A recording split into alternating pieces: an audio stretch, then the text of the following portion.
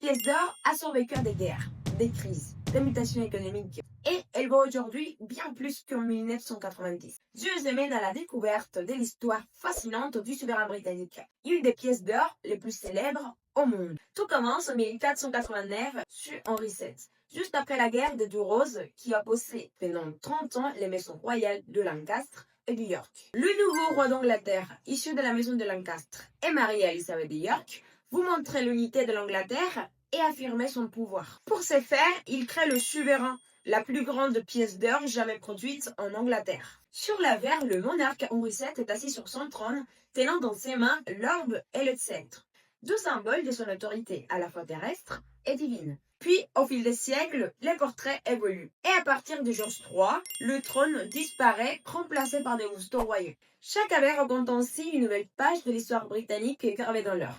Et sous Victoria, entre 1837 et 1901, on voit même l'évolution de la reine à travers 3 portraits successifs.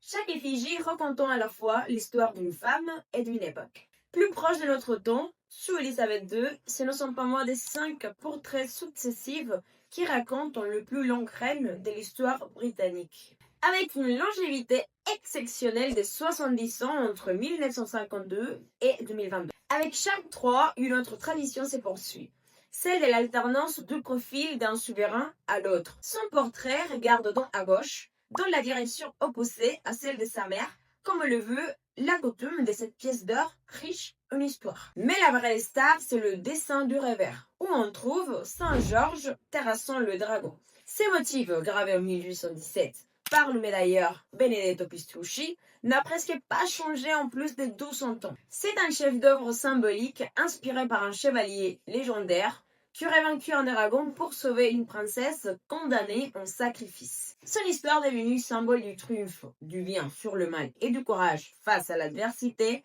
s'est répandue dans toute l'Europe. Cependant, les premiers souverains n'affichaient pas encore Saint-Georges, mais les armoiries royales d'Angleterre. Et si tu veux découvrir toute l'histoire du souverain, rends-toi sur le blog avacor.fr. Et si tu veux investir dans un souverain ou un lingot d'or, tu peux en retrouver sur la boutique en ligne avacor.fr.